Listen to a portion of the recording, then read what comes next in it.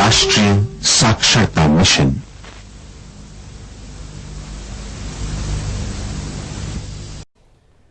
नमस्कार छात्रों, मैं आरिफ बादशाह, श्री एल सिद्धप्पा स्मारक माध्यमिक पाठशाला मुत्तुगुदूरू। शिक्षा की राह पर हमारे कदम, शिक्षा की राह पर हमारे कदम चैनल पर आप सबका मैं स्वागत करता हूं। आज मैं 10वीं कक्षा से संबंधित एक पाठ आपके सामने लेकर आया हूं, है ना। तो फिर इस पाठ को देखने से पहले मैं कुछ सवाल आपसे पूछूंगा, यानी कि कुछ प्रश्न मैं आपसे पूछूंगा, आप उसके उत्तर देंगे।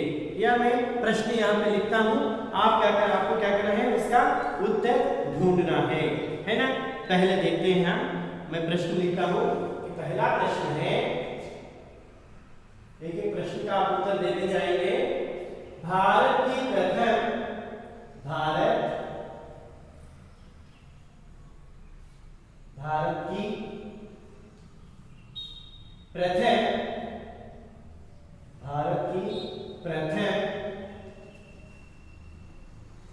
महिला प्रधानमंत्री, भारत की प्रथम महिला प्रधानमंत्री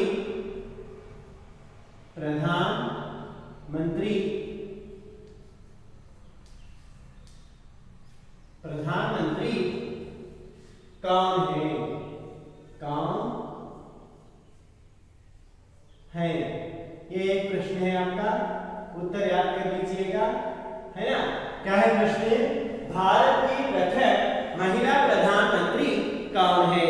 भारत का प्रथम महिला प्रधानमंत्री यार, ये एक पहला आपका प्रश्न है। फिर दूसरा जो प्रश्न है, भारत के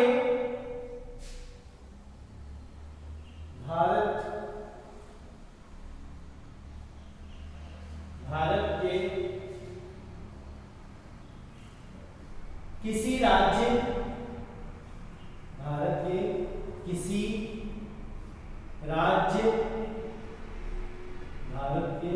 राज्य की प्रथम महिला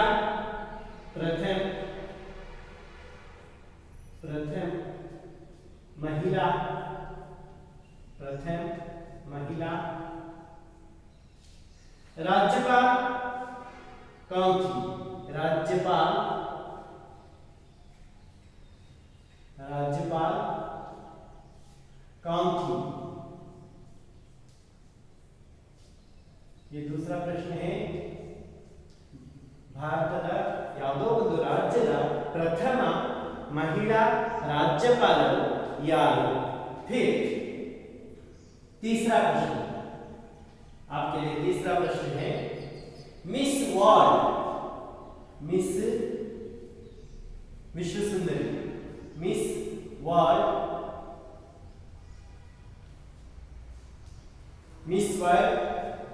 बनने वाली,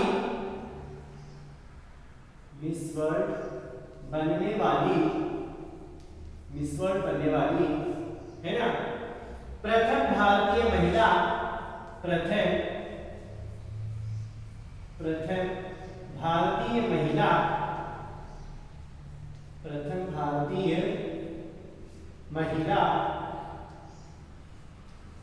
भारतीय महिला कौन थी?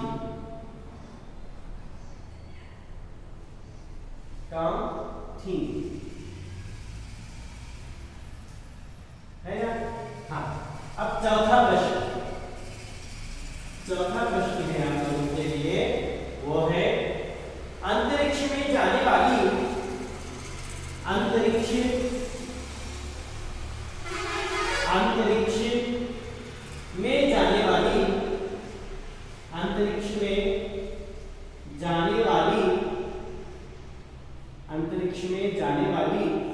हाँ,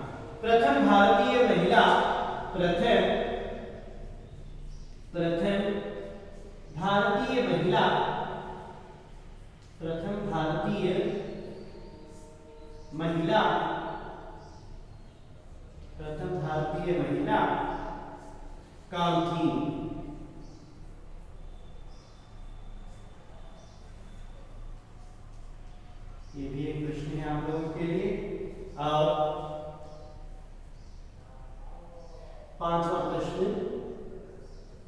पांचवा प्रश्न है आप लोग के लिए,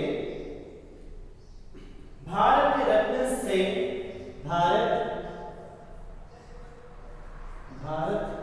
रत्न से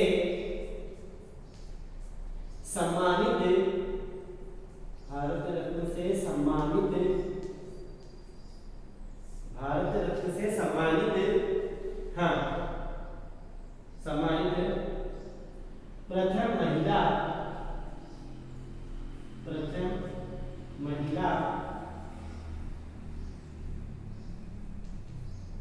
कौन थी या कौन है, ये भी एक प्रश्न है आपके लिए।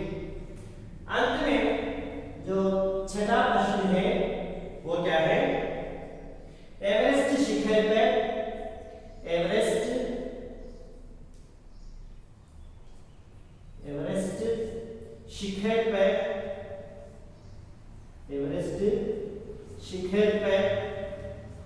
शिखर पर पहुंचने वाली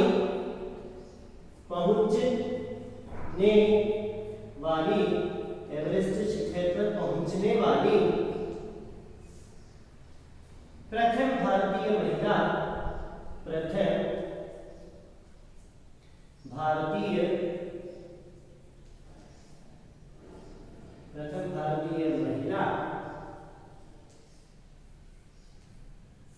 कौन है?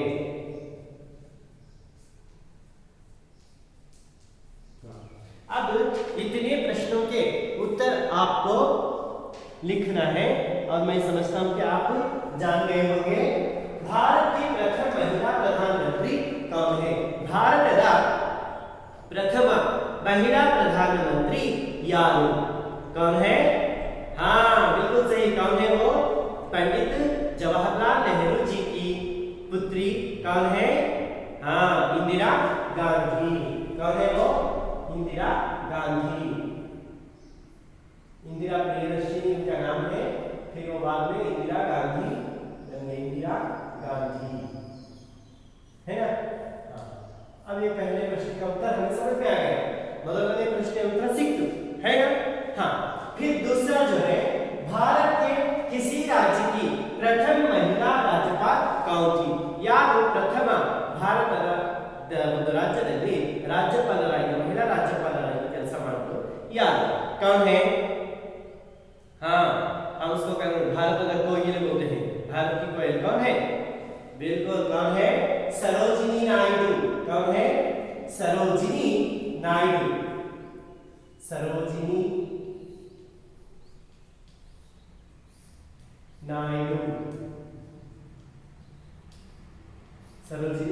नायडू जी है ना अल्लाह।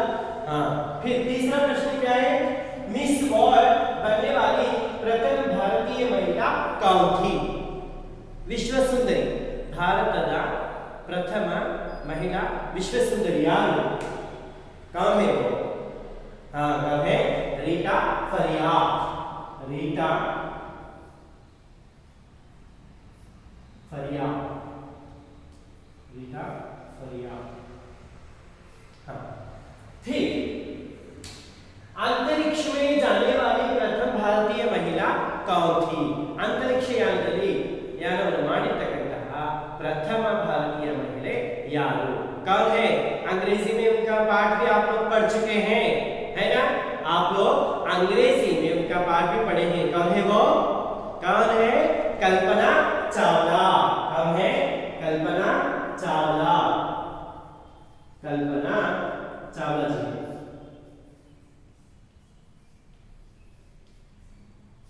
है ना। हाँ फिर भारत रत्न से सम्मानित प्रथम महिला कौन है? जो कि हमारे भारत में जो उच्च स्तर का जो पुरस्कार दिया जाता है वो है भारत रत्न। तो इस पुरस्कार से सम्मानित होने वाली प्रथम महिला कौन है? कौन है वो? वो भी है हाँ कौन है? इंदिरा प्रियदर्शनी यानी कि इंदिरा गांधी। कौन है? इंदिरा गांधी। इंदिरा गांधी जी जो है वो क्या है? भारत रत्न से सम्मानित प्रथम महिला है। और अंत में जो प्रश्न है, एवरेस्ट शिखर पर पहुंचने वाली प्रथम भारतीय महिला, प्रथम भारतीय महिला कौन है? यार एवरेस्ट शिखर ಮೇಲೆ ಏನಿರ್ತಕ್ಕಂತಹ प्रथम भारतीय महिला यार कौन है? कौन है? बचेंद्री पाल। हाँ, बचेंद्री पाल भी बोलते हैं, बिचेंद्री पाल भी बोलते हैं। क्या है वो? बिचेंद्री पाल। कौन है? बिचेंद्री पाल। बिचेंद्री पाल है ना। बिचेंद्री पाल जो है एवरेस्ट शिखर पर पहुंचने वाली प्रथम भारतीय महिला है। एवरेस्ट ಶಿಖರ ಹತ್ತಿರತಕ್ಕಂತಹ ಅಥವಾ ಏರಿರ್ತಕ್ಕಂತಹ ಪ್ರಥಮ ಭಾರತೀಯ ಮಹಿಳೆ ಯಾರು ಅಂದ್ರೆ बिचेंद्री पाल। तो फिर आज हम क्या करने वाले हैं? हाँ, बिचेंद्री पाल से संबंधित एक पाठ है। कौन सा? महिला की साहस गाथा। महिला की साहस गाथा जो पाठ 10वीं कक्षा के लिए रखा गया है, उस पाठ को आज हम यहाँ पे देखेंगे, है ना। कौन सा पाठ है वो? महिला की साहस गाथा। पाठ का नाम क्या है? महिला की साहस गाथा।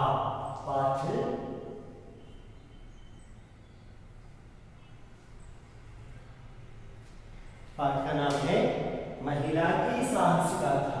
क्या है वो? महिला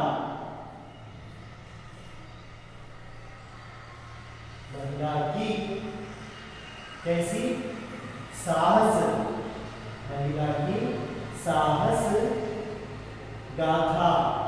महिला की साहस गाथा, है ना। इस पाठ को हम यहाँ पे आज देखेंगे। जो पाठ है संकलित है। क्या है ये पाठ? संकलित है ना। हाँ, यह पाठ जो है ये संकलित है। अब इस पाठ को पढ़ने से पहले हम देखेंगे कि इस पाठ का आशय क्या है। इस पाठ से हमें, इस पाठ के अंदर कौन सा आशय रखा गया है, तो देखते हैं। इस पाठ से बच्चे क्या करते हैं? साहस गुण। कौन सा गुण है? साहस गुण, दृढ़ निश्चय, अधिक परिश्रम, मुसीबतों का सामना करना आदि आदर्श गुण यहाँ सीखते हैं। कौन कौन से हैं वो? इस पाठ से बच्चे क्या करते हैं?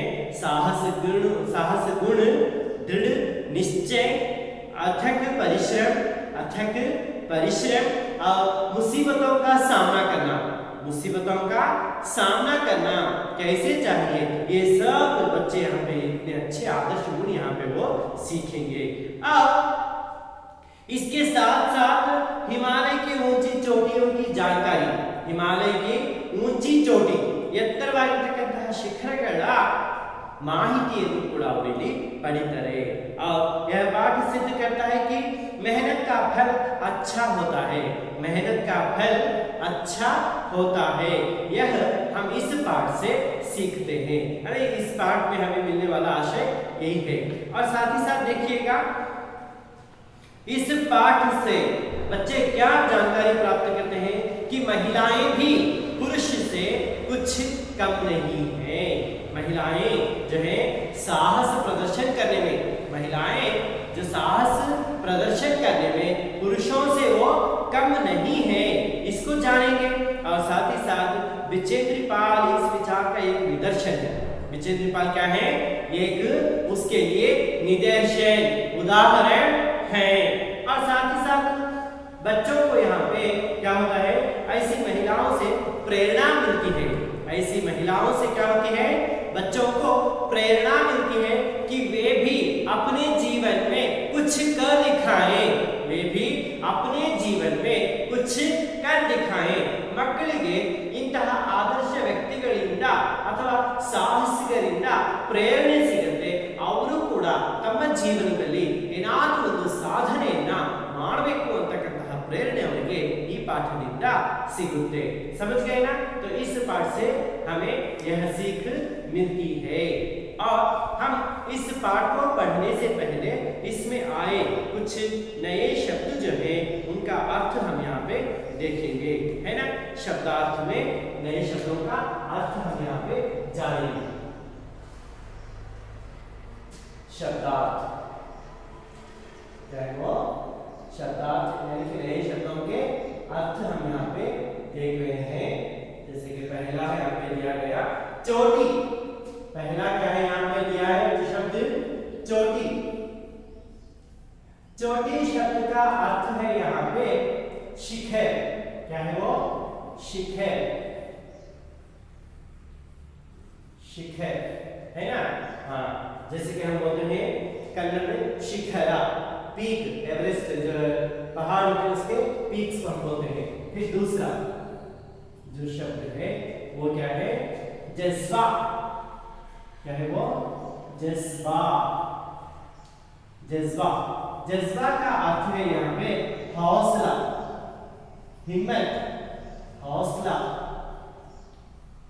हिम्मत, धैर्य, है ना। फिर तीसरा जो शब्द है मूल में यह पदा दौरान। क्या है वो? दौरान। दौरान। दौरान का अर्थ है यहाँ पे उस समय, उस समय, असमय दर्मी, उस समय, है ना। तीन हो गए। फिर चौथा, चौथा जो शब्द क्या है यहाँ पे वो है झंडा। चौथा क्या है? झंडा। चौथा शब्द कौन सा है? झंडा, जिसका अर्थ है यहाँ पे ध्वज। जिसका अर्थ क्या है? ध्वज, है ना। कन्नड़ में जैसे हम बोलते हैं ध्वजा, पताका, है ना। क्या बोलते हैं? पताका, जिसके बाव का बोलते हैं ना हम लोग। हाँ, वो है। फिर पांचवा जो शब्द है, पांचवा शब्द क्या है? तंबू। पांचवा शब्द क्या है? तंबू, है ना। पांचवा शब्द क्या है? तंबू, जिसका अर्थ है शामियाना। जिसका अर्थ क्या है? शामियाना। जिसका अर्थ है शामियाना, है ना। जैसे कि हम कन्नड़ में गुड़ारा या बिड़ारा बोलते हैं ना। हाँ। फिर अब छठा शब्द है जो यहाँ पे दिया गया वो है आरोहण। क्या है वो? आरोहण। आरोहण का अर्थ कन्नड़ में भी आरोहण बोलते हैं। जैसे कि गणित में हम पढ़ते हैं आरोहण यानी कि चढ़ना। आरोहण का अर्थ क्या है? चढ़ना। आरोहण का अर्थ क्या है? चढ़ना। वैसे ही सातवां शब्द, सातवां शब्द जो दिया गया है यहाँ पे वो है कर्मठता। क्या है? कर्मठता। कर्मठता। हाँ, कर्मठता शब्द का अर्थ है काम करने की शक्ति का भाव। काम करने की शक्ति का भाव। काम करने, काम करने की, काम करने की शक्ति, काम करने की शक्ति का भाव। काम करने की शक्ति का भाव, है ना। हाँ, कैसा मांड शक्ति या भावने, है ना, वो है कर्मठता। फिर आठवां शब्द है, आठवां शब्द क्या है? बगैर। बगैर। बगैर का अर्थ है बिना। बगैर का अर्थ क्या है? बिना। रहिता। कन्नड़ में क्या बोलते हैं? रहिता, हरतागी, विद्यु। फिर नवा शब्द, नवा शब्द जो दिया गया है यहाँ पे फावड़ा। क्या है वो? फावड़ा। फावड़ा। फावड़ा शब्द का अर्थ जो है यहाँ पे खुदाई का साधन। खुदाई का साधन। खुदाई का, खुदाई का साधन। जैसे कि ಮಣ್ಣನ್ನು ಅಗಿಲಿಕ್ಕೆ ಬಳಸತಕ್ಕಂತಹ ಒಂದು ಉಪಕರಣ ನಾವು ಅದನ್ನ ಸಲಿಕೆ ಅಂತ ಕೂಡ ಹೇಳ್ತೇವೆ। फिर 10वां शब्द है, 10वां जो शब्द क्या है? इस्तेमाल। क्या है वो? इस्तेमाल। इस्तेमाल का अर्थ है यहाँ पे उपयोग करना। इस्तेमाल का अर्थ क्या है? उपयोग। कन्नड़ में भी हम उपयोग बोलते हैं ಬಳಸು या उपयोगा, उपयोग करना, ಬಳಸು।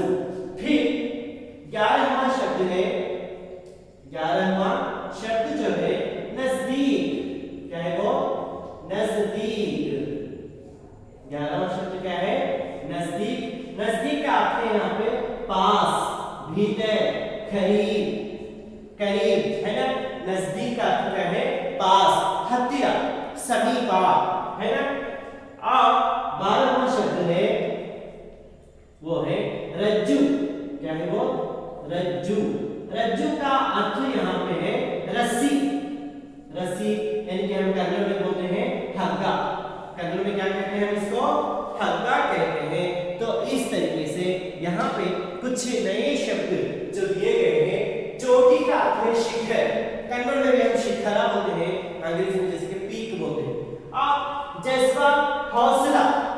जज्बा का अर्थ क्या है? हौसला, धैर्य, धैर्य। हाँ? और दौरान, हौसला का अर्थ है जज्बा, आसक्ति। कन्नड़ में हम आसक्ति भी बोलते हैं। फिर दौरान का अर्थ है उस समय, असमयದಲ್ಲಿ। दौरान का अर्थ क्या है? उस समय, असमयದಲ್ಲಿ। फिर झंडा का अर्थ है ध्वज यानी कि पताका। झंडा ಅಂತಂದ್ರೆ ध्वज अथवा पताके, है ना, पताके। फिर तंबू का अर्थ है शामियाना। तंबू का अर्थ क्या है? शामियाना। शामियाना यानी गुड़ारा या बिड़ारा बोलते हैं ना, वो। आरोहण का अर्थ है चढ़ना। आरोहण का अर्थ क्या है? चढ़ना। चढ़ना का अर्थ क्या कहते हैं हम? हत्तुವುದು, है ना। जैसे कि गणित में मैंने बताया आरोहण और अवरोहण हम देखते हैं वहां पे इंक्रीजिंग और डिक्रीजिंग ऑर्डर्स में जो नंबर्स को जोड़ते हैं वो है। फिर कर्मठता, काम करने की शक्ति का भाव। ಕೆಲಸ ಮಾಡಲಿಕ್ಕೆ शक्तिया भावने जो है कर्मठता कहलाता है। अब बगैर शब्द का अर्थ है बिना, रहित, ಹೊರತಾಗಿ, बिट्टू। जैसे कि बगैर इसका अर्थ है। अब नवा शब्द है फावड़ा। फावड़ा का अर्थ है यहाँ पे खुदाई का साधन। जैसे कन्नड़ में सलीके बोलते हैं हम लोग, है ना। मिट्टी को निकाले मಣ್ಣನ್ನು ಅಗಿಲಿಕ್ಕೆ ನಾವು ಬಳಸತಕ್ಕಂತಹ साधन। अब इस्तेमाल का अर्थ है उपयोग। इस्तेमाल का अर्थ क्या है? उपयोग, उपयोगा, ಬಳಕೆ। नजदीक का अर्थ है पास, हत्तीरा। नजदीक का अर्थ क्या है यहाँ पे? पास और हत्तीरा। रज्जू का अर्थ है रस्सी। रज्जू का अर्थ क्या है यहाँ पे? रस्सी, हग्गा। तो इस तरीके से इसमें आए कुछ नए शब्द जो थे उनका अर्थ मैंने यहाँ पे आप लोगों को बताया। समझ गए ना छात्रों? अब मैं पाठ को किस तरीके से पढ़ा जाता है वो आपको बताऊंगा, है ना। अपनी अपनी किताबें खोलिएगा। जो मैं पाठ पढ़ता हूँ उसे आप देखते जाएंगे। पाठ का नाम है महिला की साहस गाथा। पाठ का नाम क्या है? महिला की साहस गाथा। यह पाठ जो है संकलित है। यह पाठ क्या है? संकलित है। पहली महिला एवरेस्ट विजेता बिछेंद्री पाल को एवरेस्ट की चोटी पर चढ़ने वाली पहली भारतीय महिला होने का गौरव प्राप्त है। बिछेंद्री का जन्म एक साधारण परिवार में हुआ था। पिता किशनपाल सिंह और मां हंसा देवी नेगी की 5 संतानों में बिछेंद्री तीसरी संतान है। बिछेंद्री के बड़े भाई को पहाड़ों पर जाना अच्छा लगता था। भाई को देखकर उन्होंने निश्चय कर लिया कि वे भी वही करेंगी जो उनका भाई करते हैं। उनके होना चाहिए था, जो उनके भाई करते हैं, वहां पे उनका हो गया है। हाँ, वे किसी से पीछे नहीं रहेंगी, उनसे बेहतर करके दिखलाएंगी। इसी जज्बे से उन्होंने पर्वतारोहण का प्रशिक्षण लेना शुरू कर दिया। बिछेंद्री को बचपन में रोज 5 किलोमीटर पैदल चलकर स्कूल जाना पड़ता था। बाद में पर्वतारोहण प्रशिक्षण के दौरान उनका कठोर परिश्रम बहुत काम आया। सिलाई का काम सीख लिया और सिलाई करके पढ़ाई का खर्च जुटाने लगी। इस तरह उन्होंने संस्कृत में एमए तथा बीएड तक की शिक्षा प्राप्त की है ना। हाँ, तो यहाँ पे क्या है, एवरेस्ट पर चढ़ने वाली जो प्रथम महिला, जो भारत की जो प्रथम महिला है, उसके उनके बारे में यहाँ पे जानकारी इस पाठ में मिली है, आप लोगों को मिलती है। तो आप लोगों को पता चल गया कि पाठ को किस तरीके से और कैसे अच्छे ढंग से पढ़ना है, और आप उसका पूरा जो पाठ है इसी तरीके से पढ़ेंगे, है ना। समझ गए हैं। हाँ, तो फिर अब हम देखते हैं कि इस पाठ में क्या दिया गया है, इस पाठ के अंदर क्या है। तो देखिएगा, हाँ, पहली महिला एवरेस्ट विजेता क्या है, एवरेस्ट पर चढ़ने वाली जो पहली महिला है उनका नाम क्या है, बिछेंद्री पाल। क्या है उनका नाम, बिछेंद्री पाल उनका नाम है। और बिछेंद्री पाल को यह गौरव प्राप्त होना हुआ, और इनका जो जन्म हुआ वो एक साधारण परिवार में हुआ। ಇವರ ಜನ್ಮ ಒಂದು ಸಾಧಾರಣವಾಗಿರತಕ್ಕಂತಹ ಕುಟುಂಬದಲ್ಲಿ, ಪರಿವಾರದಲ್ಲಿ ಇವರ ಜನ್ಮ आಗುತ್ತೆ। तो इनके पिता हैं किशन पाल सिंह।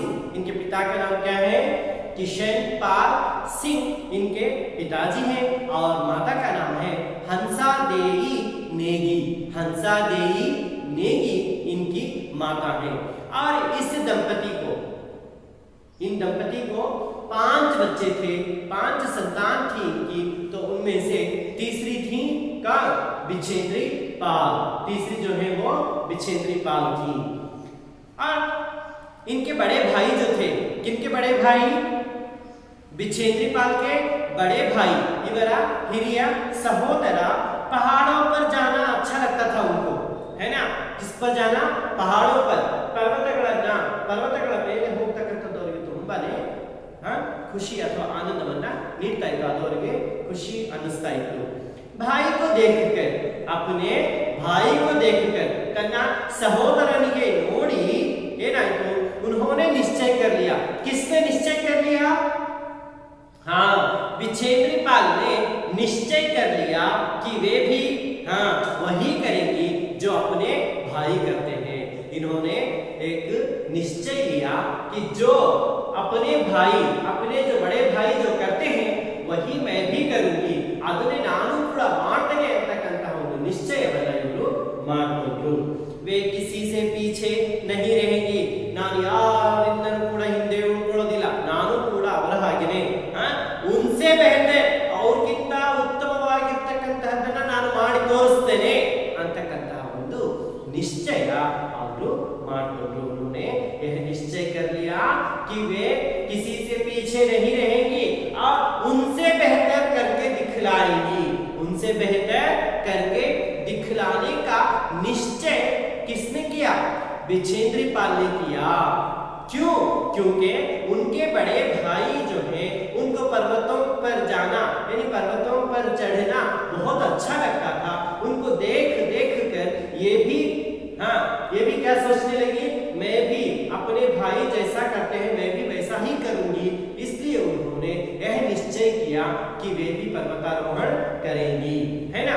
उनके माता पिता कौन है, बिछेंद्री के माता कौन है, उनके माता कौन है, हाँ, हंसा देई नेगी उनके माता है, उनकी माता है। और उनके पिता किशनपाल सिंह, किशनपाल सिंह उनके पिताजी हैं। अब देखिएगा, हाँ, इसी जज्बे से, इदे ಒಂದು ಕಾರಣದಿಂದ, इदे ಒಂದು उत्सुकತೆಯಿಂದ से उन्होंने पर्वतारोहण का प्रशिक्षण लेना शुरू कर दिया। ಅಂದ್ರೆ पर्वतारोहणವನ್ನು ಮಾಡತಕ್ಕಂತ ಒಂದು ಪ್ರಶಿಕ್ಷಣವನ್ನು ಪಡೆಯೋದಕ್ಕೆ ಇವರು ಶುರು ಮಾಡಿದ್ರು। कौन, बिछेंद्री पाल। हाँ, फिर आगे देखिएगा, बिछेंद्री को बचपन में रोज 5 किलोमीटर पैदल चलकर स्कूल जाना पड़ता था। देखिए, हम लोग हैं बस से स्कूल आते हैं, फिर भी स्कूल आने में चक्कर लगा देते हैं, स्कूल को ठीक से नहीं आते, स्कूल को समय के साथ हम स्कूल में नहीं पहुंचते। फिर देखिएगा बिचेंद्री पाल को बचपन में रोज प्रतिदिन, है ना, रोज कितने किलोमीटर, 5 किलोमीटर पैदल चलकर उनको आना पड़ता था स्कूल। ಪ್ರತಿದಿನ 5 ಕಿಲೋಮೀಟರ್ ಅವರು ಕಾಲ್ನಡಿಗೆಯಲ್ಲಿ ಅವರು ಬರಬೇಕಾಗಿತ್ತು ಶಾಲೆಗೆ। बाद में पर्वतारोहण प्रशिक्षण के दौरान उनका कठोर परिश्रम बहुत काम आया। हर दिन 5 किलोमीटर ये चला करती थी, है ना। तो ये कठोर परिश्रम जो है इनका, वो परिश्रम कहाँ पे काम आया, जबकि ये पर्वतारोहण का प्रशिक्षण ले रही थी उस समय में वो जो कठोर परिश्रम था वो उन्हें काम आया। ये रोज प्रतिदिन 5 ಗಂಟೆ 5 ಕಿಲೋಮೀಟರ್ ನಡ್ಕೊಂಡು ಬರ್ತಾ ಇದ್ರಲ್ಲ, ಆ ಒಂದು ಕಠಿಣ ಪರಿಶ್ರಮ ಅದು ಯಾವುದಕ್ಕೆ ಒಂದು ನಾಂದಿ ಆಯಿತು ಅಂತಂದ್ರೆ ಅವರು ಪರ್ವತಾರೋಹಣದ ಪ್ರಶಿಕ್ಷಣವನ್ನು ಪಡಿತಾ ಇದ್ರಲ್ಲ ಅದಕ್ಕೆ ಅದು ತುಂಬಾನೇ ಸಹಾಯವನ್ನ ಮಾಡಿಕೊಡ್ತು। ಹಾ, ಸಿಲಾಯಿ का काम सीख लिया। ಸಿಲಾಯಿ ಅಂದ್ರೆ ಸಿವಿಂಗ್, ಬಟ್ಟೆನ ಹೊಲಿತಕ್ಕಂತಹದ್ದನ್ನು ಇವರು ಕಲ್ತ್ಕೊಂಡ್ರು। और सिलाई करके पढ़ाई का खर्च जुटाने लगी। ಹೀಗೆ ಅವರು ಬಟ್ಟೆಯನ್ನು ಹೊಲಿತಾ ಹೊಲಿತಾ ತಮ್ಮ ಓದುವಿಗೆ ಬೇಕಾಗಿರತಕ್ಕಂತಹ ಖರ್ಚನ್ನ ಅದರಲ್ಲಿ ಅವರು ನಿಭಾಯಿಸಿದ್ರು। तो अब पहले उन्होंने सिलाई सीख ली। सिलाई सीखने के बाद सिलाई करते करते अपने पढ़ाई का जो खर्च था वो उसमें वो जुटाने लगी। इस तरह उन्होंने संस्कृत में MA तथा BEd तक की शिक्षा प्राप्त की। उसी पैसों से, यानी कि सिलाई का काम सीखकर सिलाई करते करते जो उसमें पैसे आते थे उन्हीं पैसों से इन्होंने संस्कृत में MA और BEd, MA और BEd की जो शिक्षा है उसको उन्होंने यहाँ पे प्राप्त कर लिया। ಅಂದ್ರೆ ಸಂಸ್ಕೃತದಲ್ಲಿ MA ಮತ್ತು BEd, बैचलर ऑफ BEd क्या है, बैचलर ऑफ एजुकेशन को इन्होंने कंप्लीट किया, उसको वहां पे वो कर लिया। देखिएगा अपने पैसे से ही वो क्या करने लगी, आगे की जो उनकी पढ़ाई थी उसको पूर्ण उन्होंने कर लिया। पढ़ाई के साथ साथ न सिर्फ इतना ही है, अब देखिएगा पढ़ाई के साथ साथ बिचेंद्री ने पहाड़ पर चढ़ने के अपने लक्ष्य को भी हमेशा अपने सामने रखा। न सिर्फ ये पढ़ती रही, पढ़ने के साथ साथ जो इनका लक्ष्य था, कौन सा था वो लक्ष्य, पहाड़ों पर चढ़ने का, है ना, जो उन्होंने बचपन में ही निश्चय कर लिया था, तो उसको भी अपने सामने रखा। हर समय उसकी याद उन्हें आया करती थी, है ना। ಅವರು ಓದುವಿನ ಜೊತೆಗೆ ಬಾಲ್ಯದಲ್ಲಿ ಇಟ್ಕೊಂಡಿರ್ತಕ್ಕಂತಹ ಒಂದು ನಿಶ್ಚಯವನ್ನು ಏನು ಮಾಡಿದ್ರಲ್ಲ, ಪರ್ವತಗಳನ್ನ ಏರ್ತಕ್ಕಂಥದ್ದು ಅಥವಾ ಹತ್ತತಕ್ಕಂತಹ ಒಂದು ಸಂಗತಿಯನ್ನು ಅವರು ಯಾವತ್ತೂ ಕೂಡ ಮರೆತಿರ್ಲಿಲ್ಲ। ಅದು ಯಾವಾಗಲೂ ಅವರಿಗೆ ಏನಾಗ್ತಾ ಇತ್ತು, ಅದು ಗೋಚರವಾಗ್ತಾ ಇತ್ತು। फिर इसी दौरान बिचेंद्री ने कालानाग पर्वत की चढ़ाई की। इसी दौरान ಇದರ ಮಧ್ಯ ಅದೇ ಸಮಯದಲ್ಲಿ ಇವರು ಏನ್ ಮಾಡಿದ್ರು, ಕಾಲಾನಾಗ್ ಅಂತಕ್ಕಂತಹ ಪರ್ವತವನ್ನ ಇವರು ಏನ್ ಮಾಡಿದ್ರು, ಹತ್ತಿದರು ಅಥವಾ ಅದರ ಆರೋಹಣವನ್ನ ಮಾಡಿದ್ರು।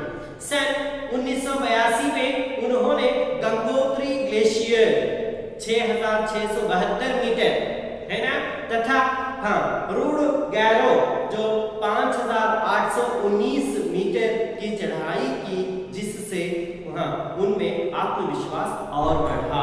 देखिएगा 1982 1982 ಇವರು ಏನ್ ಮಾಡಿದ್ರು, ಗಂಗೋತ್ರಿ ಗ್ಲೇಷಿಯರ್ ಅನ್ನ ಇವರು ಹತ್ತಿದ್ರು। ಅದೆಷ್ಟಿದೆ ಅಂದ್ರೆ 6672 6672 ಮೀಟರ್ ನಷ್ಟು ಎತ್ತರ ಇದೆ। ಅದನ್ನು ಕೂಡ ಇವರು ಏನ್ ಮಾಡಿದ್ರು, ಆ ಶಿಖರವನ್ನ ಹತ್ತಿದ್ರು। ಮತ್ತೆ ರೂಡ್ ಗ್ಯಾರೋ ಅಂತಕ್ಕಂತಹ ಪರ್ವತವನ್ನ ಅದೆಷ್ಟಿದೆ, 5819 5819 ಮೀಟರ್ ನಷ್ಟಿರ್ತಕ್ಕಂತಹ ಆ ಶಿಖರವನ್ನು ಕೂಡ ಅವರು ಹತ್ತಿದ್ರು। इससे यानी कि ये जो 3 पर्वतों का आरोहण उन्होंने किया, कौन सा है वो, पहला कौन सा था, कालानाग, दूसरा गंगोत्री ग्लेशियर और तीसरा क्या है, रूड गैरो। इन तीनों को चढ़ने के बाद उनके अंदर और आत्मविश्वास बढ़ गया। ಅದನ್ನ ಹತ್ತೋದ್ರಿಂದ ಅವ್ರಿಗೆ ಏನಾಯ್ತು, ಇನ್ನು ಅವರ ಆತ್ಮವಿಶ್ವಾಸ ಇಲ್ಲಿ दृढ़वागता होइतु, है ना, समझ रहे हैं ना। फिर देखिएगा आगे क्या करते हैं।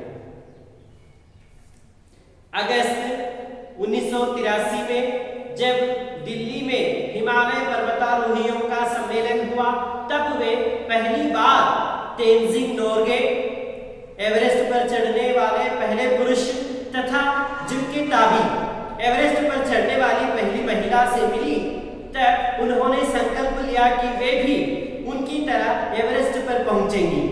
और वह दिन भी आया जब 23 मई 1984 को एवरेस्ट पहुंचकर भारत का झंडा फहरा दिया। उस समय उनके साथ पर्वतारोही अंगदोरजी भी थे। और देखिएगा अगस्त 1983 में जब दिल्ली में क्या हो रहा था, हिमालय पर्वतारोहियों का सम्मेलन, हिमालय के जो पर्वतारोही थे उनका सम्मेलन, और ಒಂದು सम्मेलन 1983 ನಡೀತಾ ಇತ್ತು। तो वहां पे कौन थे? कौन थे? तेनजिंग नोर्गे जो विश्व में ही है ना, विश्व में पहले जो व्यक्ति हैं, पुरुष हैं जिन्होंने एवरेस्ट पर चढ़ा था।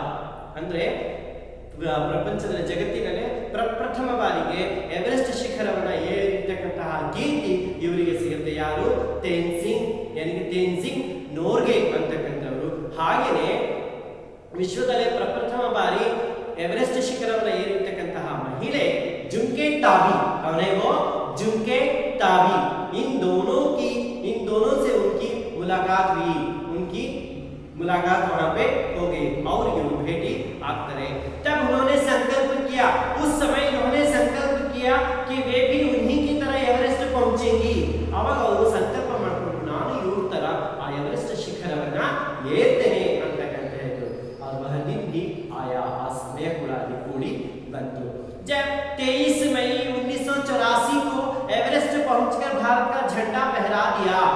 1984 ಮೇ 23ರಂದು ಇವರು ಕೂಡ ಎವರೆಸ್ಟ್ ಅನ್ನು ಏರಿ ಭಾರತದ ಪತಾಕೆಯಲ್ಲಿ ಭಾರತದ ಬಾವುಟವನ್ನು ಅವರು ಹಾರಿಸಿದರು।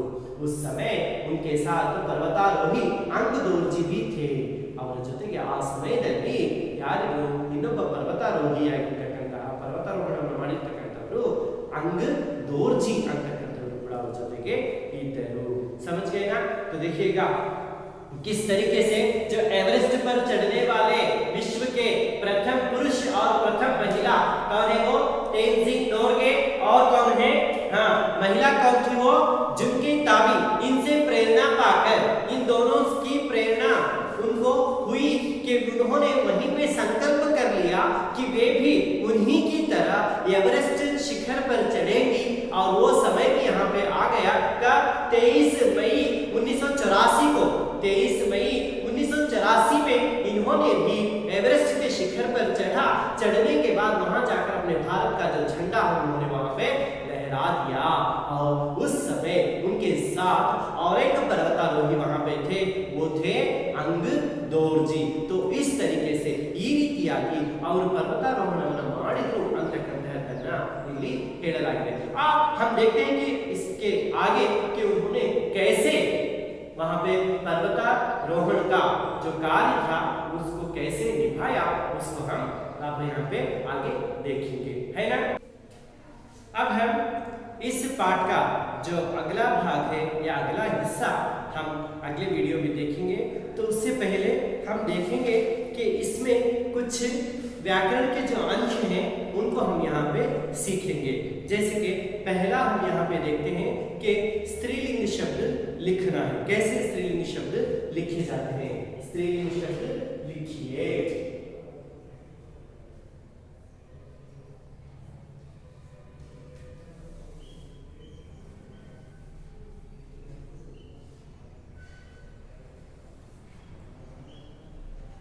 स्त्रीलिंग शब्द लिखिए, है ना। यहाँ पे कुछ शब्द दिए गए हैं, उनके हम क्या करना है? स्त्रीलिंग के रूप जो है वह यहाँ पे लिखना है। इसके यहाँ पे दिया गया है, ये क्या है? पुल्लिंग है। आप पुल्लिंग स्त्रीलिंग तो समझते हैं ना? हाँ, पुल्लिंग है। और यहाँ पे स्त्रीलिंग है ना। पुल्लिंग को क्या कहते हैं अंग्रेजी में? क्या कहते हैं? मैस्कुलाइन जेंडर बोलते हैं। और स्त्रीलिंग को क्या कहते हैं? फेमिनाइन। क्या है? फेमिनाइन जेंडर बोलते हैं। जैसे कन्नड़ में पुल्लिंग और बोलते हैं। अब फिर हम में जो यहाँ पे जो पुल्लिंग के पास जो लिखे हैं उन शब्दों को लिखा हूं यहाँ पे। जैसे कि पहला शब्द क्या है? बाप। पहला शब्द क्या है? बाप। दूसरा जो शब्द है पुरुष। दूसरा क्या है? पुरुष। तीसरा जो शब्द है वो क्या है? भाई। भाई। चौथा बेटा। चौथा क्या है? बेटा। और पांचवा है वो है श्रीमान। क्या है वो?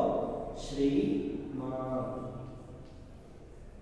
तो इस तरीके से 5 शब्द यहाँ पे दिए गए हैं। कितने शब्द दिए गए हैं? 5 शब्द यहाँ पे दिए गए हैं। जैसे कि पहला शब्द है बाप। कन्नड़ में बाप को क्या कहते हैं? तंदे, है ना। और दूसरा है पुरुष। कन्नड़ में भी पुरुष ही बोलते हैं। तीसरा है भाई।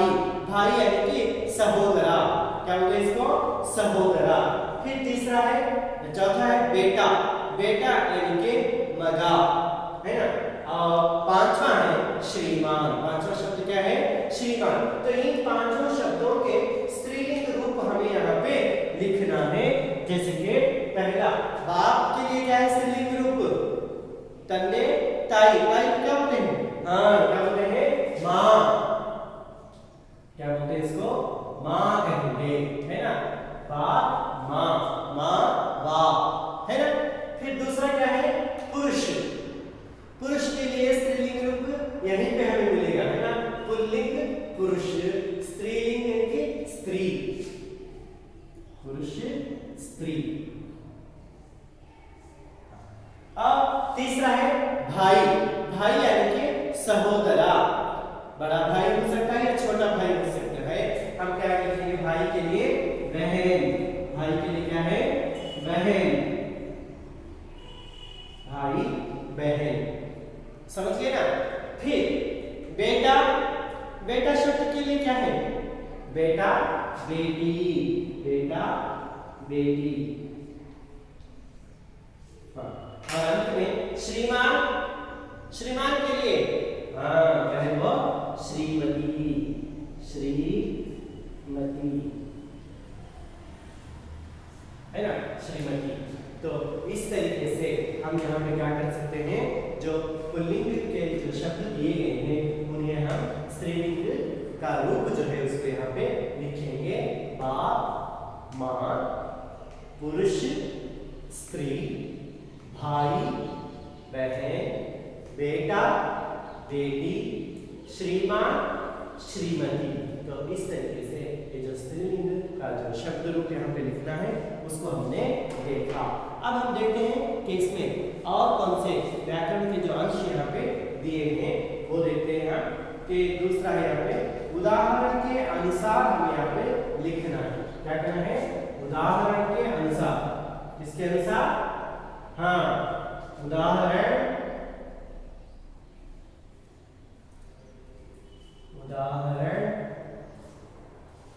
के अनुसार। उदाहरण के अनुसार। उदाहरण के अनुसार हाँ लिखिए। जैसे यहाँ पे उदाहरण दिया गया है। जैसे हम देखते हैं नमूना, है ना।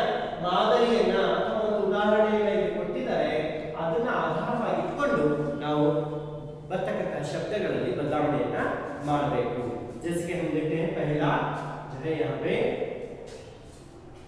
पहला जो शब्द दिया गया है वो क्या है? पढ़। क्या है वो? पढ़ प्लस हाँ जमा आई। क्या है वो? आई। पढ़ प्लस आई मिलकर बन गया। क्या बना है? क्या बना? बिल्कुल सही लिखा है, पढ़ाई। एक यहाँ पे नमूना दिया गया है, उदाहरण दिया गया है। पढ़ प्लस आई मिलकर हो गया पढ़ाई, है ना। तो ये एक नमूना यानी कि उदाहरण यहाँ पे दिया है। अब हमें दूसरे जो है उनको बनाना है। तो पहले हम लिख लेते हैं, फिर बाद में इसको बनाएंगे। दूसरा क्या है वो देखते हैं हम। चढ़, चढ़ प्लस आई, चढ़ प्लस आई क्या हो जाएगा। फिर तीसरा जो शब्द है वो क्या है, कठिन। क्या है वो, कठिन प्लस आई, कठिन प्लस आई क्या हो जाएगा। फिर चौथा जो है वो क्या है, ऊंचा, ऊंचा प्लस आई, ऊंचा प्लस आई क्या होगा। फिर पांचवा जो शब्द है वो क्या है, बढ़। क्या है वो, बढ़ प्लस आई, बढ़ प्लस आई वो क्या बन जाएगा। तो इस तरीके से कुछ शब्द यहाँ पे दिए गए हैं, जैसे कि हम देखते हैं पढ़ प्लस आई दोनों मिलाकर क्या हो गया, पढ़ाई बन गया। दूसरा देखते हैं चढ़ प्लस आई क्या होगा उसको देखना है।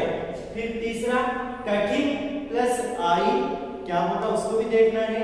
और ऊंचा प्लस आई क्या होगा, हाँ बाद में बताना है। हाँ, और बढ़ प्लस आई क्या होगा, हाँ अब आप बताते जाएंगे, मैं क्या करूंगा एक एक एक एक करके उसका जो उत्तर है उसको लिखते जाऊंगा। अब मुझे पहला बताइए, पहला तो हो गया है, दूसरा बताइए चढ़ प्लस आई क्या होगा। चढ़ प्लस आई से लेना आते हैं, हाँ क्या है वो, चढ़ाई, चढ़ाई नहीं है, ध है ना, महाप्राण यहाँ पे बोला चढ़ाई।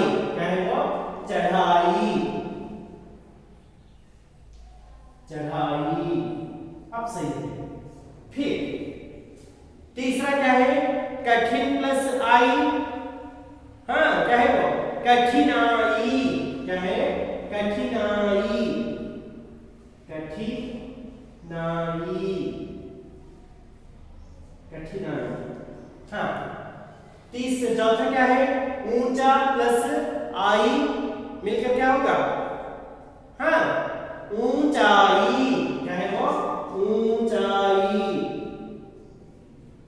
ऊंचाई ये बन गया। हाँ अंत में बढ़ प्लस आई, घ पढ़ना है यहाँ पे, घ है ना, महाप्राण है।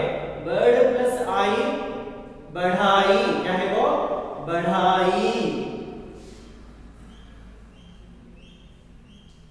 बढ़ाई।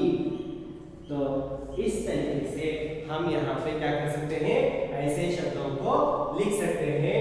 पढ़ प्लस आई पढ़ाई, चढ़ प्लस आई चढ़ाई, कठिन प्लस आई कठिनाई, ऊंचा प्लस आई ऊंचाई, बढ़ प्लस आई बढ़ाई।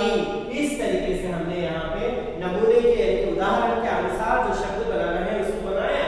और यहाँ पे स्त्रीलिंग शब्द, जब स्त्रीलिंग का जो रूप पुल्लिंग दिए गए हैं, पुल्लिंग शब्द को देख कर हमें कौन से शब्द लिखना था, यहाँ पे स्त्रीलिंग के शब्द हमें यहाँ पे लिखना था, उसको भी हमने यहाँ पे देखा। और उदाहरण के अनुसार यहाँ पे जो शब्द दिए गए थे उनको भी बनाना हमने यहाँ पे सीख लिया है ना।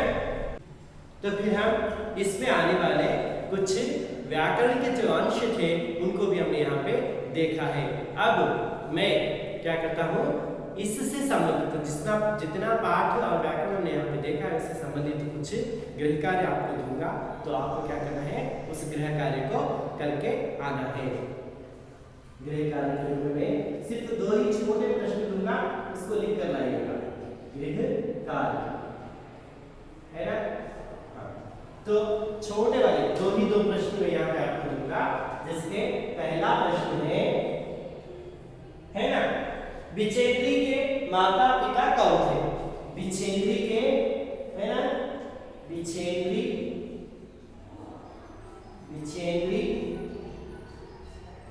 के माता पिता माता पिता कौन थे? माता पिता कौन थे, इसको लिखना है और अन्यथा ये सब करेंगे। फिर दूसरा प्रश्न है, दूसरा क्या है? विच्छेदी ने क्या निश्चय किया?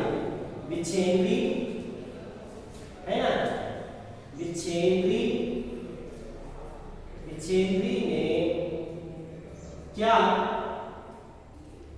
ने क्या निश्चय किया?